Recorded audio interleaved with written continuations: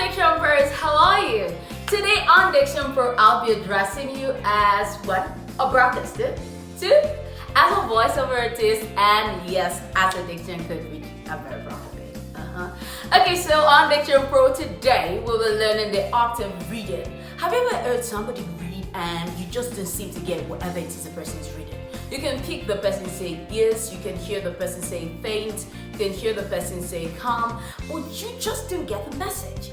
And that's because the person is not communicating while reading. Reading is basic.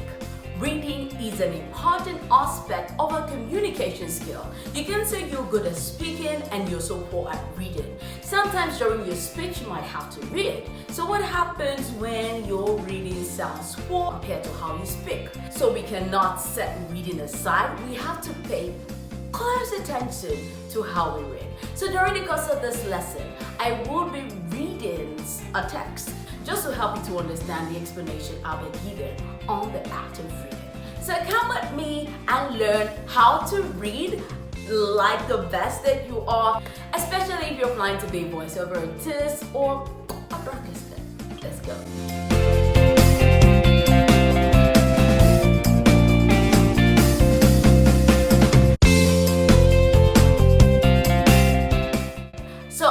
Identifying a few things for you to pay attention to while reading.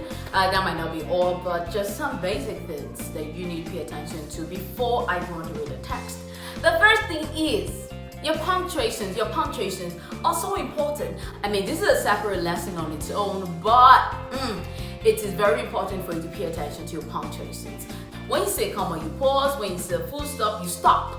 Many times I try to explain comma and full stop with the whole idea of applying brake. If you drive, or even if you don't drive, you kind of notice the way car drivers apply brake at different instances. For instance, you're not planning to stop, or you just want to reduce your speed, you know how the brake is applied mildly. So when you say the comma, you apply the brake mildly. But the full stop is like, stop! You don't want to kill the dog. No, you don't want to kill the dog. So when you don't want to kill that cute dog, you know how you apply the brake? Like, stop! The same way you sound when you get a full stop. The comma goes in the right tone, especially if you're listing something. Example, she bought bananas, oranges, watermelon, and cucumber. The cucumber kind of boom. But when I say bananas, watermelons, you notice that it is in the right tone. But when it's a full stop, just stop. Yeah, that way. And also another thing for you to pay attention to is that you have to make words sound like their meanings. For instance, while I'm reading, I want to say, he was happy when he saw me. And then I read it through and say, he was happy when he saw me. I mean, that sounds so dry. That doesn't sound like he was happy. Happy doesn't sound like happy. You could read it like, he was happy when he saw me, rather than he was happy when he saw me. Even with that, you will notice a little bit of stress application. So yes, you cannot read it without applying stress the right way.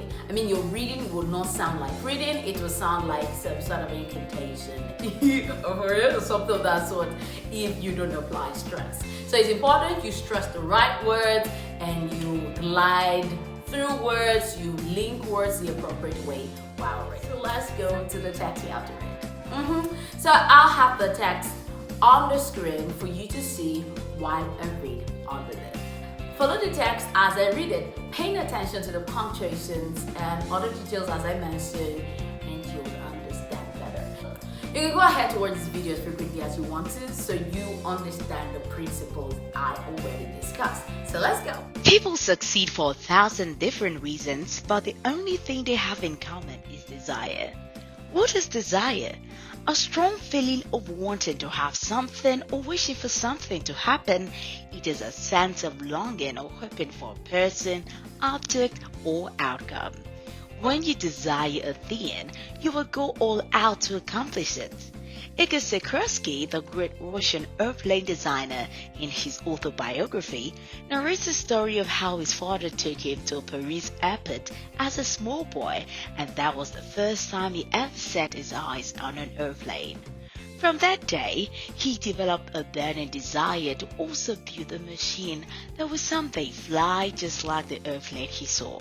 His several attempts at achieving his desire failed, just like that of Thomas Edison, who also failed severely in his attempt at inventing light bulb. Eager never gave up. He encouraged himself and believed that someday it would happen. After several years of many attempts, he was able to build the first successful multi-motored plane. He also designed and built the famous China Clipper, which he flew all around the world. I'm sure you have learned something about the octave reading. So what were the 3 points I mentioned? 1. Punctuations. 2. Make words sound like what they mean. 3. Stress your sentences and words appropriately. Thank you so much for listening. Thank you so much for watching, and thank you for learning. I actually appreciate you for learning, because there are several people that think they know it all and have stopped learning. I mean, there's someone that says the moment you stop learning is when you start dying. Not like anyone sees your death, but until you become so irrelevant. For me, I keep learning. There's so many things I learn, so many people I consult, so many videos I watch to know more, and so I can be better. I can be a better diction coach and impart you better. So joy imparting knowledge, it comes from somebody. I learn it, I pass it to you. You learn it, you pass it to somebody else. The person learns it, and then we keep learning. So I'm sure we all will utilize what we have learned to have yourself a great weekend. My name is Bailey.